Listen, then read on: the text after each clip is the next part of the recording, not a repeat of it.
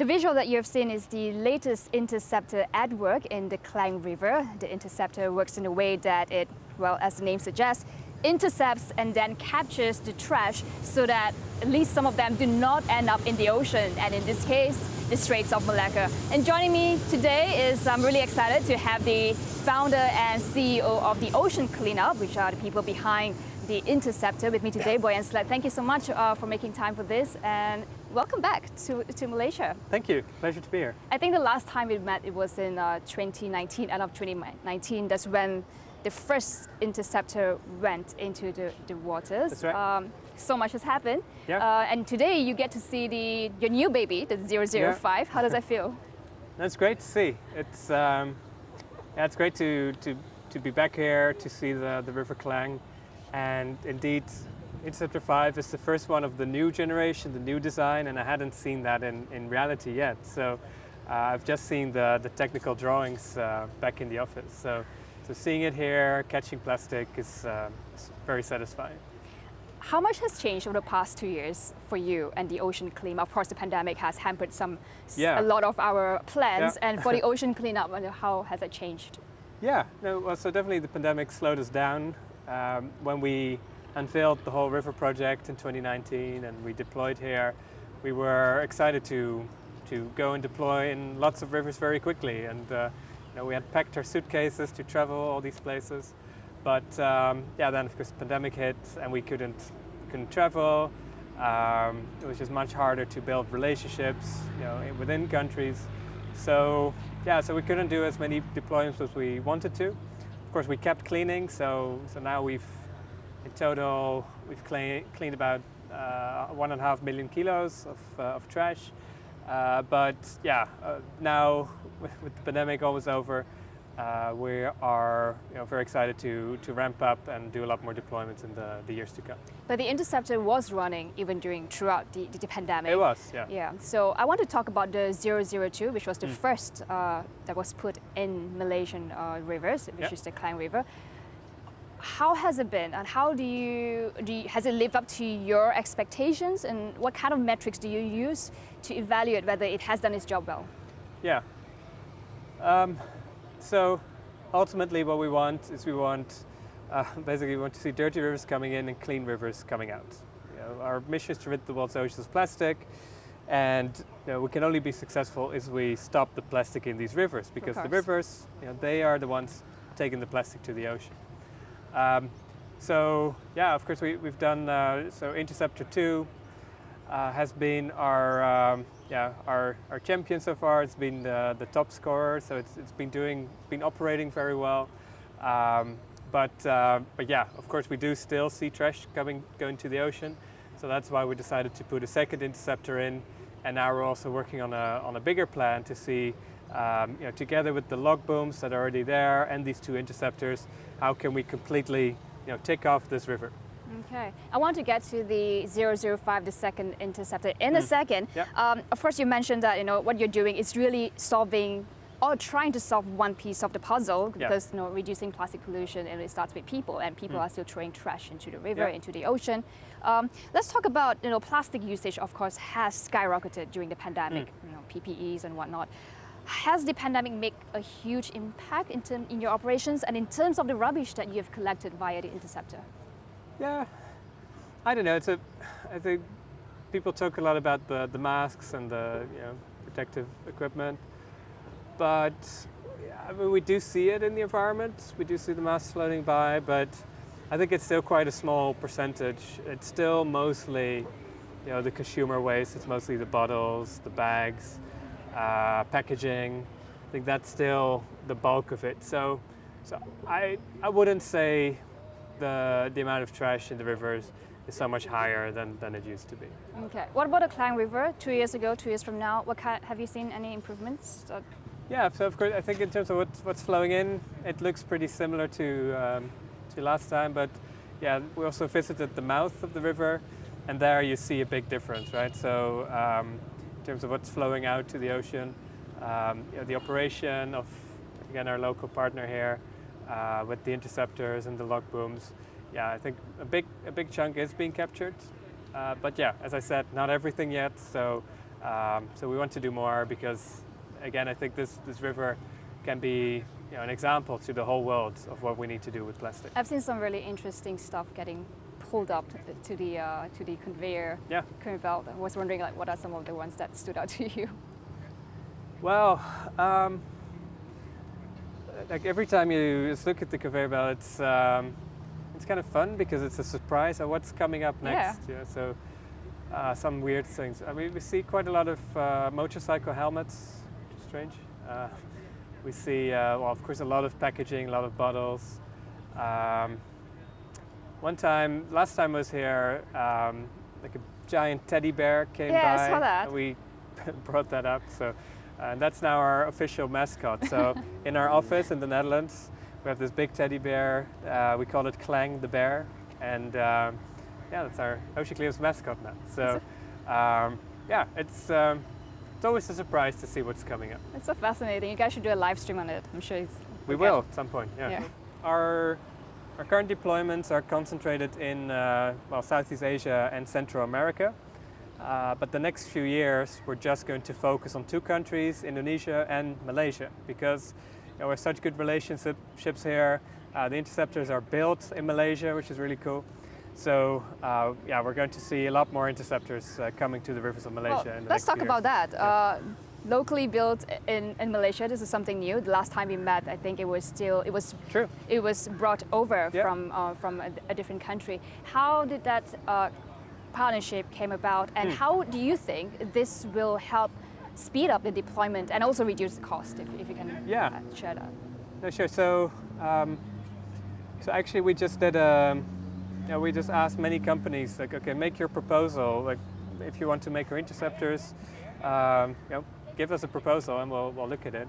And ultimately, so the MHE DMAC, which is based here in Klang, surprisingly, they came up at top. So it's really just not about cost, but also about quality. I think it's a great partner. And just also very convenient to make them here, because for transport, a lot of them are going to be in this region, right? So we don't have to ship them all around the world. We can really make them where most of them are going to be deployed. So so it's exciting. Will most of your future deployments of the Interceptor be made here in Malaysia? So all the Interceptors now are made in Malaysia. Okay, that's good to know. Yeah. I want to talk about your latest baby, the Interceptor 005, which was actually rolled out in March 2021. That was the first time we heard about the second one. Yeah. And this is about 2 years after the deployment of the 002. What did the Interceptor 002 teach the ocean cleanup or yourself, and how did it help with the development of the 005? Yeah, so what we're doing is, of course, completely new.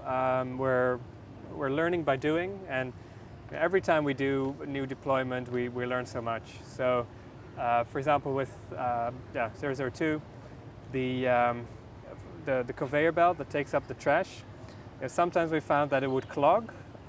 So that's why we made the conveyor belt much wider now, so that it can always just keep running. Sometimes we have entire palm trees coming down the river, and you don't want it to be to be stuck. So we made it wider. It's also just bigger. It can hold more trash, and it's also much easier to assemble. So the previous one took more than a month to put together.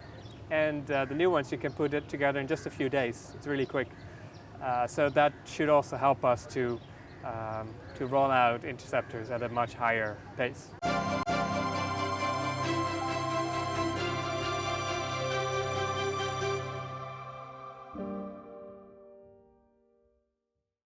So you've had a first look earlier at the Interceptor 005, as I did as well. Any first thoughts about the 005 and that looks good. Of course, I've seen the designs on paper and on the computer many times, but to see it in reality, it's not just very effective at catching plastic, but it's also super cool. It's super nice design. It's solar powered. It's autonomous. So it's very exciting machine, I think. Okay. So for the benefit of our audience who may not have heard of your project previously, you know, one of the questions that kept coming up I saw over Twitter is that, you know, how do you separate materials and like organic material as fish or, you know, from the garbage, and how does the process work, and if the Interceptor 005 maybe fix some of the previous issues that you've had? Yeah. Yeah, so in terms of bycatch, we don't really get that. It's, you know, the fish, you know, it makes noise, so the fish can swim around.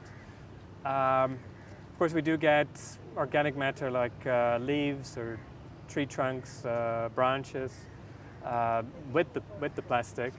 Now, at this moment, it's not separated, but in the future, of course, we hope that we can separate it so we can also recycle part of the catch.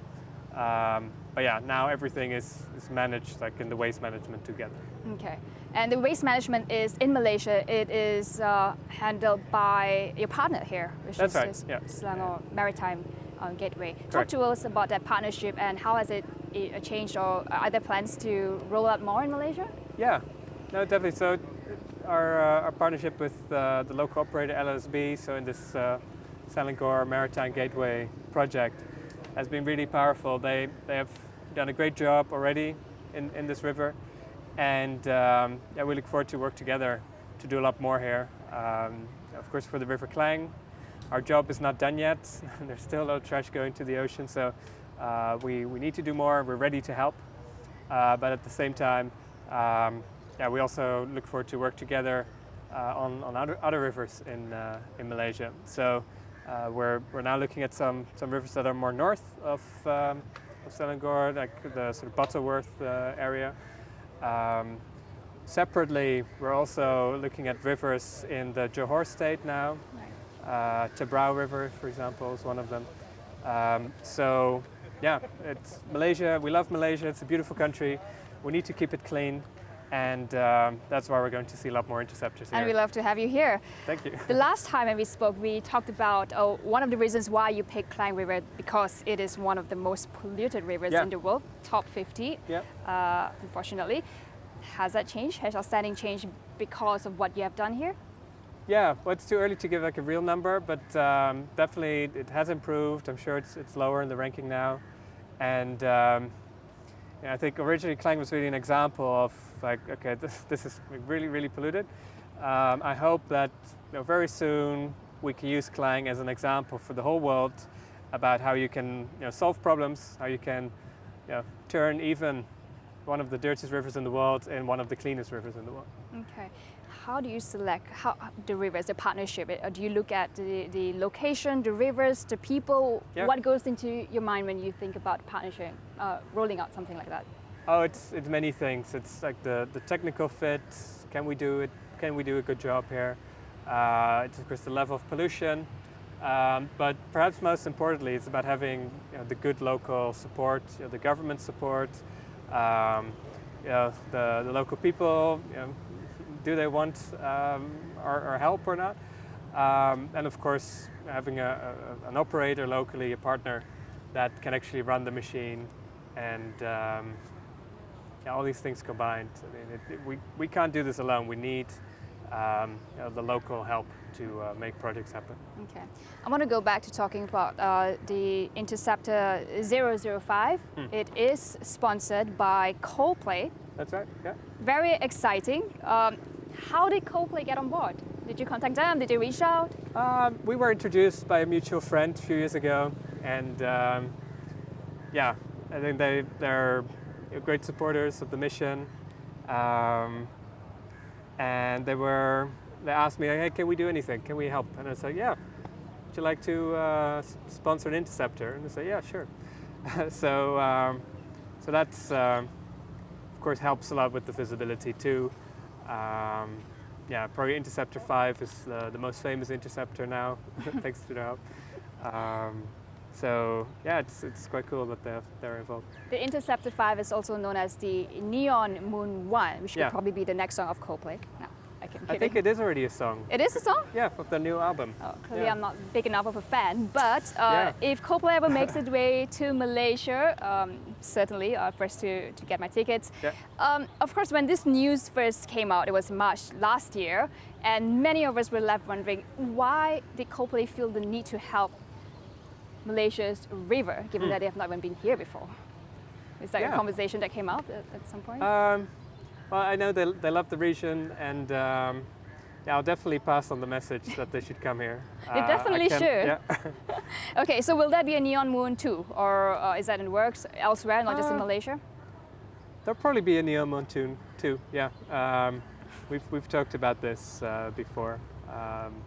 Yeah, we'll see where it will be. So we don't know the details yet, but I think there will be one. Yeah. And for the record, Boyan doesn't know if Coldplay is coming or not. So just whatever. No. But I'll definitely ask them to come. Well, that's great. Okay, the work that the ocean cleanup is doing requires massive undertaking. In the last 2 years, have you seen more interest in terms of approach from corporates and individuals about partnering with you, similar partnerships like Coldplay? Are you hearing more of that now? For sure, yeah. Again, we can't do what we do without strong partners. We're just a small team. We're just 130 people. So it's a big endeavor. You know, it's a big planet, big ocean. So yeah, so we see many companies, getting involved, supporting either financially or in kind, with their products or services. For example, Maersk, the big shipping company, they run our machines in the middle of the ocean, and we have companies like Coca-Cola getting involved on the riverside. So yeah, it's good to see more and more interest in solving this problem. So I understand that you're now ramping up your tour around the region to look at your interceptors. I'm really excited to know what's next for you, and what can we look forward to in the next couple of months? Yeah, we're going to do a couple of more interceptor deployments. As said, we hope to be close to 20 deployments by the end of the year. There's an interceptor being made in Klang here now that is going to Los Angeles in America, so that's nice. We're going to have an interceptor in Bangkok, the Chapraya. We're going to do more in Indonesia. In Malaysia, as said, many more interceptor deployments on one hand, and on the other hand, we're also developing the next ocean cleanup system, System 3, which is going to be deployed around this time next year, and it's going to be actually the longest thing ever deployed on the ocean, and will hopefully be the blueprint for the whole fleet of systems. So if that goes well, 10 of them can actually clean the whole Great Pacific Garbage Patch. So we're ramping up in oceans, ramping up in rivers, and hopefully we'll soon see that back in much higher numbers of trash taken out of the waters. Will there be a ocean patch near our Straits of Malacca? Is that in the works and plans? So I think the good news is for the coastal waters around countries like Malaysia, once you stop the plastic from entering the ocean, so close the rivers, the ocean waters clean themselves. So it just washes up on the shore. You have to clean the beach once, but then the ocean waters are clean. So for us, it doesn't make sense to clean in the ocean here. If we do a good job in the rivers, the oceans will be clean, in a few weeks later. I think what's really interesting for me about the Interceptor is that the technology itself and just how scalable it is. It's autonomous, it's solar powered, and I think the only cost, if anything, at the starting point is the capital to build that thing. Yeah, well, you do need somebody to empty it and to manage the waste, right? So the operations is an important part. But yeah, it is.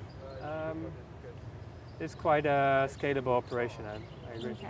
mean, people are still going to throw their plastics into the ocean, into the river. Just want to get your thoughts about solving or trying to solve this issue. Is deploying more interceptors, more ocean patches, the solution for you? Or are you looking at other areas to complement what you have been doing right now? Well, of course, what we're doing is complementary to any other kind of intervention, right? So, of course, ultimately it would be great if no more trash would even enter the river, right?